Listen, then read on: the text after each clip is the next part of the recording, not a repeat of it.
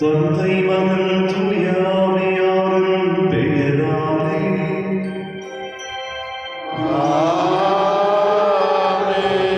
நம் ஆண்டவராகிய இயேசு கிறிஸ்துவின் அருளும் கடவுளின் அன்பும் தூய ஆவியாரின் நட்புறவும் உங்கள் அனைவரோடும் இருப்பதாக.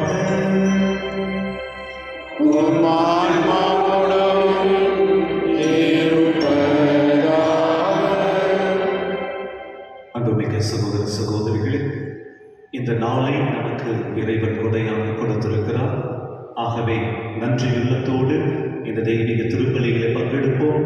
இந்த தூய மறைநிகழ்வை தகுந்த முறையில் ஒப்புக் கொடுக்க தடையாக இருக்கிற நம்முடைய பாவங்களை ஏற்றுக்கொண்டு அதற்காக மனம் வருந்தி இறைவனிடம் மன்னிப்பு வேண்டுவோம். எல்லாம் வல்ல இறைவனிடமும் சகோதர சகோதரர்களே, உங்களிடமும் நான் பாவியனை ஏற்றுக்கொள்கின்றேன். ஏனெனில் சிந்தனையாலும் சொல்லாலும் செயலாலும் கடமையில் தவறியதாலும் பாவங்கள் பல செய்தேன். என் பாவமே, என் பாவமே, என் பெரும் பாவமே. ஆகையால் வாழ்வது புனிதர் அனைவரையும் சகோதர சகோதரிகளையும்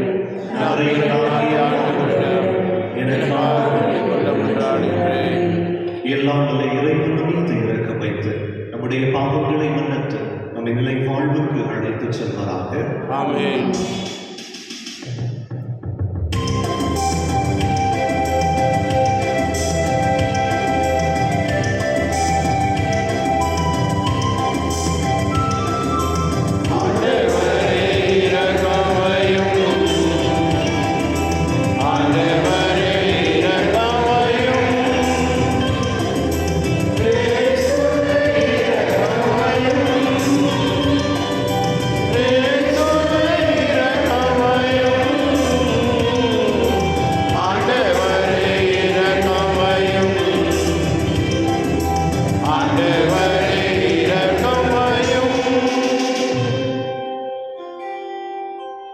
மன்றாடுவோமாக. இறைவா, எல்லாவற்றுக்கும் மேலாக மன்னிப்பு அளிப்பதிலும் இரக்கம் காட்டுவதிலும் நீர் எல்லாம் வல்லவர் என வெளிப்படுத்துகின்றீர். இவ்வாறு உமது அருளை எங்கள் மீது நிறைவாக பொழிவதால் நாங்களும் வாக்குறுதிகளை அவர்களுடன் நாடி விண்ணக நலன்களில் பங்கு பெற செய்கிறார்கள். உம்மோடு தூய ஆவியார் என்றென்றும் வாழ்ந்து ஆட்சி செய்கிற எங்கள் ஆண்டவரும் உம் திருமகனுமாகிய கிறிஸ்து வழியாக உம்மை மன்றாடுகின்றோம்.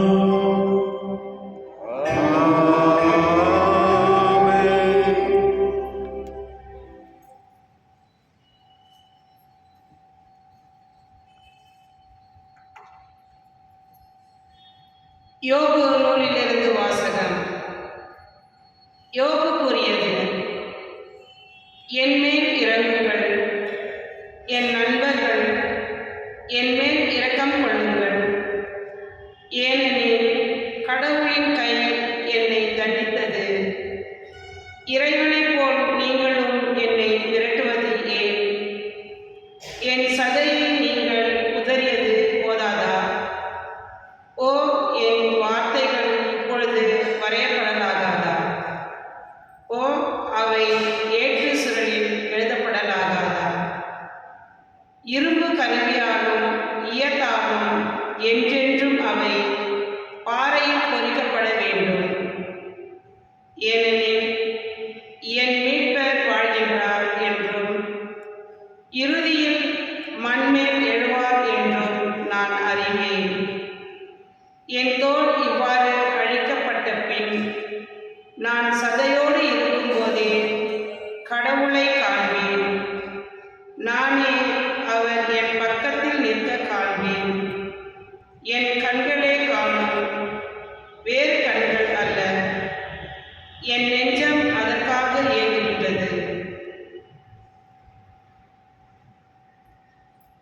இது ஆண்டவர் வழங்கும் அருள்வாக்கு.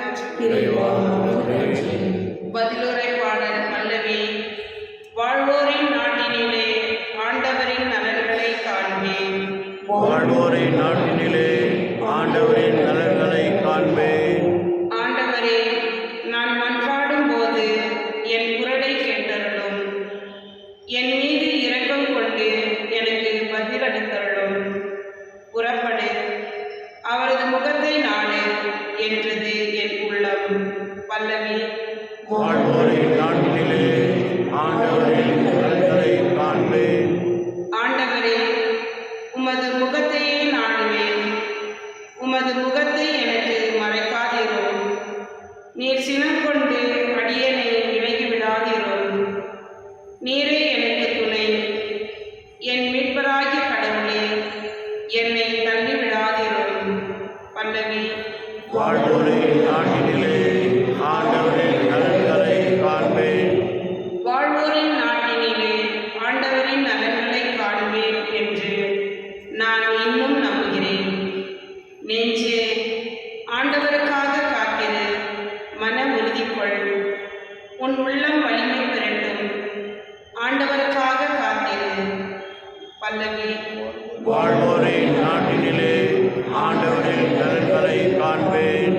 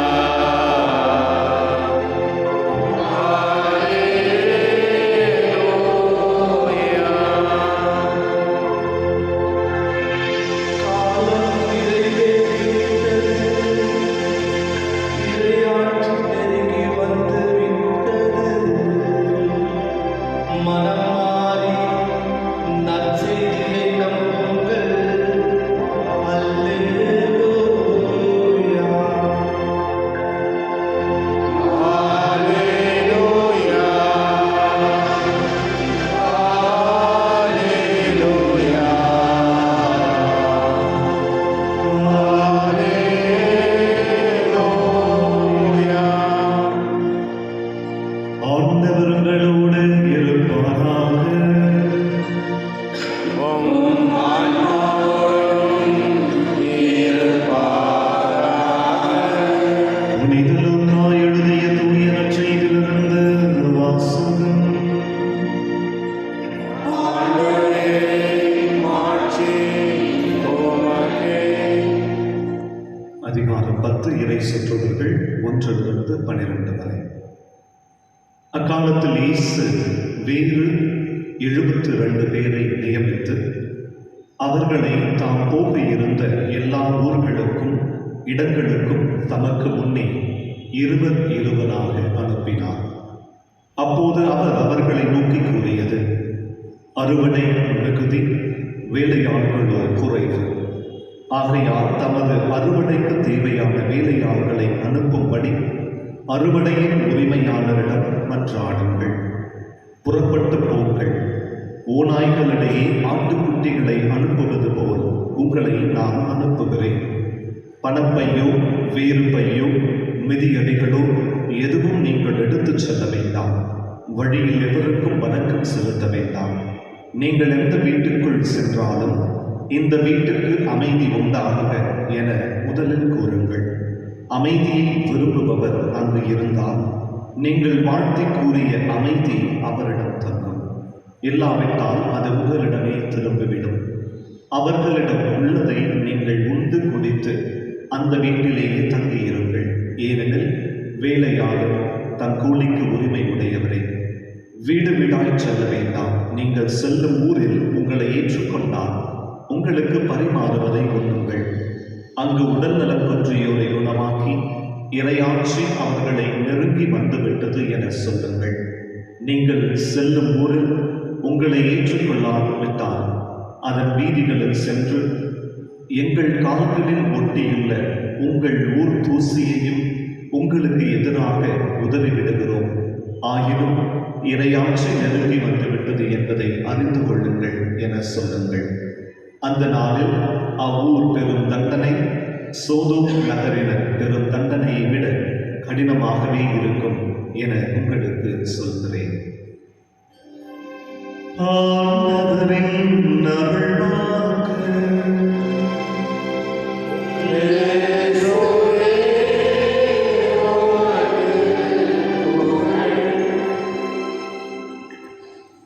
என் மீட்பர் வாழ்கின்றார். கிறிஸ்து இயேசுவில் அன்புக்குரிய சகோதர சகோதரிகளே, கடந்த சில தினங்களாக நாம் முதல் வாசகத்திலே யோபு என்ற கதாபாத்திரத்தை சிந்தித்துக் கொண்டிருக்கிறோம். தீராத துன்பம், ஆழ்ந்த துயரம். இந்த தீராத ஆழ்ந்த துயரங்களுக்கு மத்தியிலே யோபு முதலில் அமைதி காக்கிறார், பொறுமையோடு இருக்கிறார். பிறகு ஏன் இந்த பிரச்சனை என்ற குழப்பம் அவரில் வருகிறது, பல்வேறு கேள்விகள் அவருடைய உள்ளத்திலே எழுகிறது. இறுதியாக இன்றைய முதல் வாசகத்திலே இவ்வளவு ஆழ்ந்த துயரத்திற்கு மத்தியிலே என் மீட்பர் வாழ்கிறார் என்ற அறிக்கையை முன்வைப்பதை நாம் வாசிக்க கேட்டோம். அந்த ஆழ்ந்த துயரத்தில் கூட இறைவன் என்னை கைவிட மாட்டார் என்ற அந்த நம்பிக்கை, அந்த எதிர்நோக்குதான் ஒவ்வொரு கிறிஸ்துவ வாழ்வினுடைய அடையாளமாக இருக்க வேண்டும் என்பதை இன்றைய முதல் வாசகம் நமக்கு எடுத்துரைக்கிறது. பொதுவாக நாம் தொடங்குகிற எல்லா நிகழ்வுகளும் நன்மையானதாக, நம் ஒவ்வொருவருக்கும் நன்மை பயக்கக்கூடியதாக இருக்க வேண்டும் என்பதுதான் நம் எதிர்பார்ப்பு. ஆனால் நாம் தொடங்குகிற எல்லா விடயங்களும் நமக்கு நன்மையானதாக முடிவது கிடையாது. அப்படி நன்மையானதாக முடியாத பொழுது, இவை முடியவில்லை, நிச்சயமாக இறைவன் இந்த ஒரு நிகழ்வை நம்முடைய வாழ்வுக்கு நன்மை பயக்கக்கூடியதாக மாற்றுவார் என்பதுதான் நம்பிக்கை. அதைதான் யோபு தன்னுடைய வாழ்க்கையிலே கொண்டிருந்தார். அப்படிப்பட்ட ஒரு மனநிலையோடு இருக்கிற பொழுது நம் வாழ்வில் எப்படிப்பட்ட ஒரு ஆழ்ந்த துயரம் இருந்தாலும் நாம் இறைவனுடைய பராமரிப்பில் வைத்திருக்கிற நம்பிக்கையிலே என்றுமே தளராமல் வாழ முடியும். இன்றைய நற்செய்திக்கு வருகிற பொழுது என் மீட்பர் வாழ்கிறார் என்பதை அறிக்கையிடுவதற்காக ஆண்டவர் இயேசு கிறிஸ்து தன்னுடைய 72 சீடர்களை அந்த பணிக்காக, அந்த அறிக்கையிடுவதற்காக அவர்களை அனுப்புகிறார். இதை நாம் இந்த ஒரு செயல்பாடை நாம் ஆழ்ந்து சிந்திக்கிற பொழுது, ஆண்டவர் இயேசு கிறிஸ்து தன்னுடைய திருத்தூதர்களை அனுப்புகிற பொழுது, தன்னுடைய 72 சீடர்களை அனுப்புகிற பொழுது அவர்களுடைய இலக்கு அவர்களுக்கு தெளிவாக புரிய வேண்டும். அவர்களுடைய இலக்கு அவர்களுக்கு தெளிவாக புரிகிற பொழுது அவர்களுடைய செயல்பாடுகளும் அந்த இலக்கை மையப்படுத்தியதாக இருக்கும் என்பதிலே மிக தெளிவாக இருந்தார். அதனால்தான் அவர்களை அனுப்புகிற பொழுது, நான் உங்களை ஆடுகளை போன்று ஓநாய்களுக்கு மத்தியிலே அனுப்புகிறேன். ஆகவே உங்களுடைய இந்த குறிப்பிட்ட பணியானது மிகவும் சவாலானது, மிகவும் கடினமானது. அதே போன்று நீங்கள் உங்களுடைய பணி வாழ்வின் இலக்காக கொண்டிருக்க வேண்டியது இறையரசு நெருங்கி வந்துவிட்டது. இதுதான் உங்களுடைய இலக்காக இருக்க வேண்டும். இந்த இலக்கில் நீங்கள் எப்பொழுதுமே எல்லா நிலைகளிலும் எல்லா நேரத்திலும் கவனமாக இருக்க வேண்டும் என்பதிலே ஆண்டவர் இயேசு கிறிஸ்து மிக தெளிவாக இருந்தார். இது நம் ஒவ்வொருடைய வாழ்வுக்கு மிக முக்கியமானது. நம் ஒவ்வொருடைய வாழ்வின் இலக்கு என்ன என்பதில் ஒரு தெளிவான புரிதல் இருக்க வேண்டும். அப்பொழுதுதான் நம்முடைய வாழ்வின் செயல்பாடுகள் அந்த இலக்கை நோக்கிய அல்லது அந்த இலக்கை மையப்படுத்தியதாக இருக்கும் என்பதை ஆண்டவர் இயேசு கிறிஸ்து எடுத்துரைக்கிறார். அது மட்டுமல்ல, நாம் அந்த ஒரு குறிப்பிட்ட பணியை செய்கிற பொழுது அந்த பணியை செய்வதற்கான ஆற்றலை, வளங்களை இறைவன் நமக்கு கொடுத்திருக்கிறார். அந்த வளங்களை நாம் எவ்வாறு மேலாண்மை செய்கிறோம், ஆர்கனைஸ் செய்கிறோம் என்பதில் மிக மிக கவனமாக இருக்க வேண்டும். அதை நான் ஆண்டவர் இயேசு கிறிஸ்து இன்றைய நற்செய்தியில் எடுத்துரைக்கிறார். நீங்கள் செல்லுகிற இடங்களிலே உங்களை அவர்கள் வரவேற்றால் அவர்களோடு தங்கி அவர்களோடு கொண்டு நற்செய்தியை பறைசாற்றுங்கள். அப்படி அவர்கள் ஏற்றுக்கொள்ளவில்லை என்றால் உங்களுடைய காந்தூசியை உதறிவிட்டு, அப்படி உதறிவிட்டும் இறையரசு நெருங்கி வந்துவிட்டது என்ற செய்தியை அவர்களுக்கு கொடுங்கள். அப்படி என்றால் நற்செய்தி அறிவிப்பது என்பது நாம் தெரிந்து கொள்வது அல்ல, மாறாக கிறிஸ்தவர்களாகிய நம் ஒவ்வொருவருடைய கடமை. என்பதை ஆண்டவர் இயேசு கிறிஸ்து இன்றைய நற்செய்தியிலே மிக தெளிவாக எடுத்துரைக்கிறார். ஆகவே இந்த நற்செய்தியை பறைசாற்றுகிற பொழுது அவர்கள் அந்த இல்லத்திலே தங்கி அவர்களோடு உண்டு அவர்களோடு பழக வேண்டும் என்பதை ஆண்டவர் இயேசு கிறிஸ்து எடுத்துரைக்கிறார். அப்படி என்றால் என்ன? நாம் நற்செய்தியை பறைசாற்ற வேண்டும் என்றால் ஒருவர் ஒருவரோடு வேரூன்ற வேண்டும். வேரூன்றினால் மட்டுமே நாம் பலன் தர முடியும். அப்படி பலன் தரக்கூடியவர்களாக மாற வேண்டும் என்றால் நம் உறவு இறைவனோடும் மற்றவர்களோடும் உறுதியாக இருக்க வேண்டும். அப்பொழுதுதான் நாம் பலன் தரக்கூடியவர்களாக மாறுவோம் என்பதை இன்றைய நற்செய்தியிலே ஆண்டவர் இயேசு கிறிஸ்து எடுத்துரைக்கிறார். காரணம், அவர் கொடுக்கிற பலம் நம்முடைய திறமைகள் முயற்சிகள் எதுவும் வீணாகக்கூடாது. மாறாக அவை அனைத்துமே பலன் தரக்கூடியதாக இருக்க வேண்டும். அதை நான் ஆண்டவர் இயேசு கிறிஸ்து உங்களுடைய பணி வாழ்விலே நான் உங்களுக்கு கொடுக்கிற அந்த ஆசீர்வாதங்களை கொடைகளை பலன்களை திறமைகளை நீங்கள் வீணடிக்காமல் மிகவும் கவனத்தோடு இந்த பணியை செய்ய வேண்டும் என கூறுகிறார். ஆகவே கிறிஸ்துவில் அன்புக்குரியவர்களே, நாம் எப்பொழுது நம் வாழ்வில் வருகிற பிரச்சனைகளை நேர்மறையான எண்ணத்தோடு அணுகி என் மீட்பர் வாழ்கிறார், அவர் என்னை ஒருபோதும் கைவிட மாட்டார் என்ற நம்பிக்கையோடு வாழ்கிறோமே, அந்த வாழ்வை மற்றவர்களுக்கு சான்று பகரக்கூடிய ஒரு வாழ்வாக இருக்கும். அப்படிப்பட்ட ஒரு உன்னதமான வாழ்வை வாழ்கிற அருள் வேண்டி தொடர்ந்து திருப்பலியிலே மன்றாடுவோம்.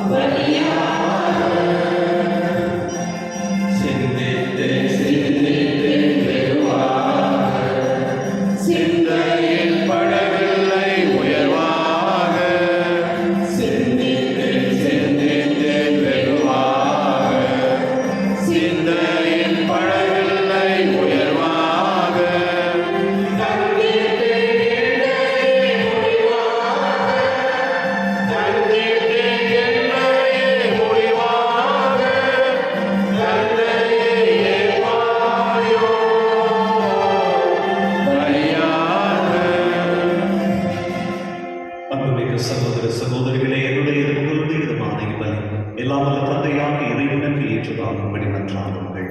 ஆண்டவர் நமது பெயரை புகழ்ச்சிக்காகவும் ஆட்சிக்காகவும் நமது நன்மைக்காகவும் புனித எனக்கு நலனுக்காகவும் உமது கையில் இருந்தவற்றை ஏற்றுக்கொள்வராக. இரக்கமுள்ள இறைவா, நாங்கள் அளிக்கும் இக்காணிக்கை உமக்கு ஏற்றதாக மாறிட உம்மை வேண்டுகின்றோம். அதனால் உமது ஆசி அனைத்து ஊற்றி எங்களுக்கு திறக்கப்படுவதாக.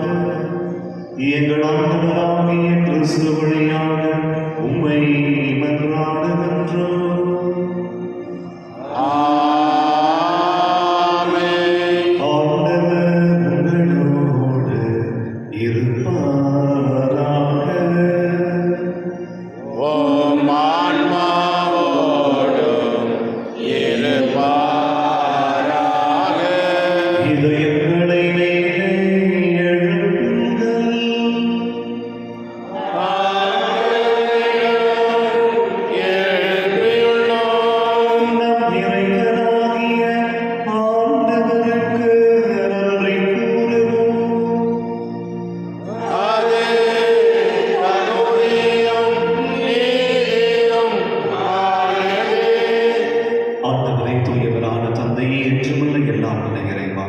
இனாதவர்களிடத்தில் நாங்கள் உமக்கு நன்றி செலுத்துவது மெய்யாகவே தகுதியும் நீதியுமாகும்.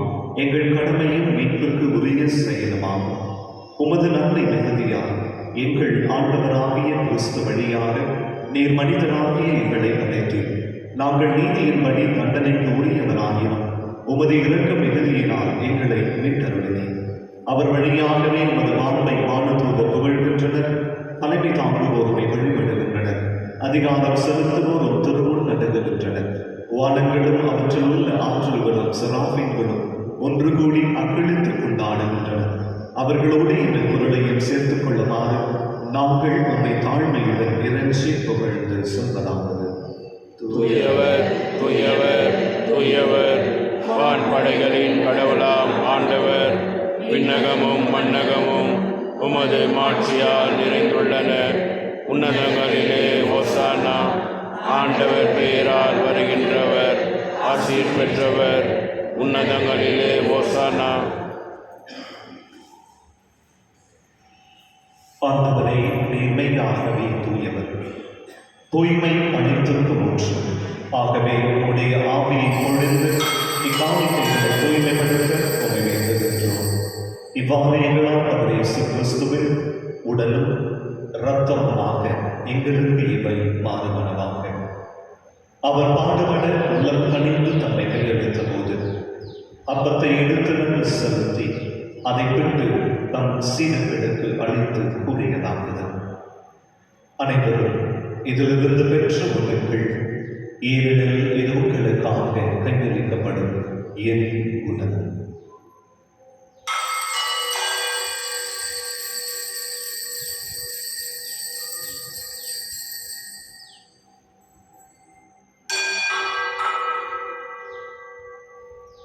அவ்வண்ணமே இரவு விருந்தை அருந்திய பின் கிண்ணத்தை எடுத்து மீண்டும் உமக்கு நன்றி கூறி தம் சீடர்களுக்கு அளித்து அவர் கூறியதாவது: அனைவரும் இதிலிருந்து பெற்று பருகுங்கள், ஏனெனில் இது புதிய நிலையான உடன்படிக்கைக்கு உரிய என் இரத்தத்தின் கிண்ணம்.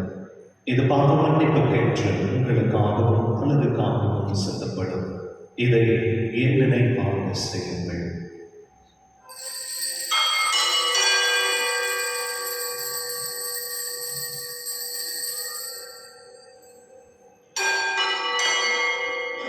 நம்பிக்கையின் மறைமுகம்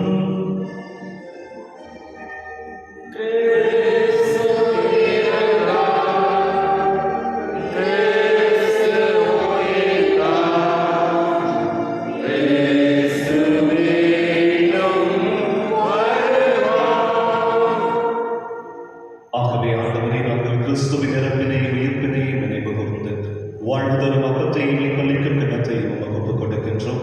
உம் திருமுன்னின்று நமக்கு ஊழியம் புதிய தகுந்தவர்களை நீங்கள் ஏற்றுக்கொண்டீர். எனவே உமக்கு நன்றி செலுத்துகின்றோம்.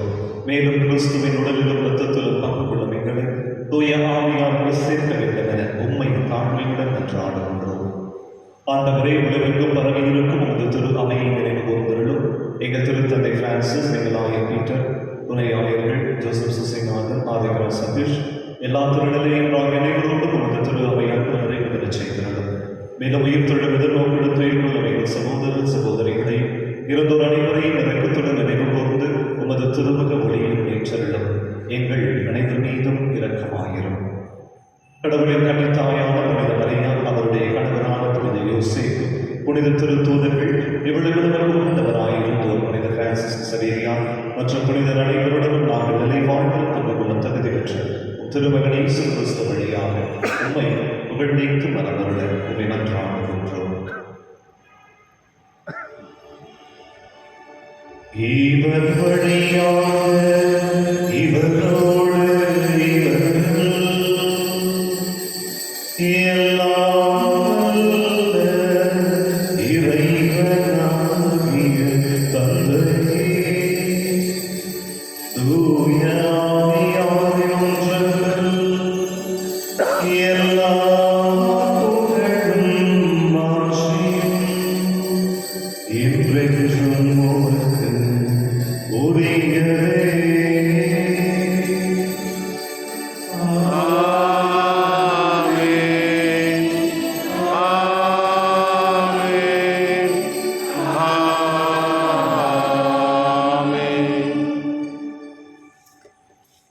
மீட்பரின் கட்டளையால் கற்பிக்கப்பட்டு இறைப்படித்தலையால் பயிற்சி பெற்ற நாம் துணிந்து சொல்வோம்.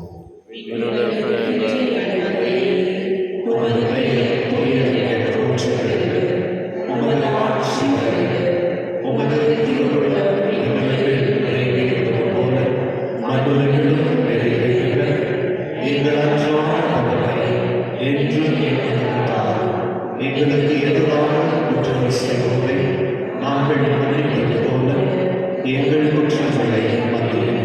எங்களை சோதனைக்கு உட்படுத்தாதே, தீமையிலிருந்து எங்களை விடுவித்தருளும். ஆண்டவரை, தீமை அனைத்திலிருந்தும் எங்களை விடுவித்து எங்கள் வாழ்நாளின் அமைதியை அணிவுடன் அருளும் என்று ஆடுகின்றோம்.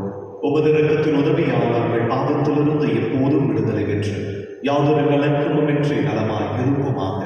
நாங்கள் எதிர்நோக்கி இருக்கும் பேரின்பத்திற்காகவும் என் மீட்பராகிய இயேசு கிறிஸ்துவின் வருகைக்காகவும் காத்திருக்கின்றோம். ஏனெனில் ஆட்சியும் வல்லமையும் ஆட்சியும் என்றென்றும் உமது. ஆண்டவரே இயேசு கிறிஸ்துவே, அமைதியை உங்களுக்கு விட்டுச் செல்கின்றேன், என் அமைதியை உங்களுக்கு அளிக்கின்றேன் என்று உம் திருத்தூதர்களுக்கு மொழிந்தேன். எங்கள் பாவங்களை மாறாமல் உமது திரு அவையின் நம்பிக்கையை கண்ணோக்கி உமது திரு உள்ளத்துக்கு ஏற்ப அதற்கு அமைதியையும் ஒற்றுமையையும் அளித்திருக்கிறார்கள் என்று வாழ்ந்து ஆட்சி செய்கின்ற நீரே. ஆண்டவருடைய அமைதி உங்களோடு என்றும் இருப்பதாக. ஒருவருக்கொருவர் இறைவன் அருளும் அமைதியை பகிர்ந்து கொள்வோம்.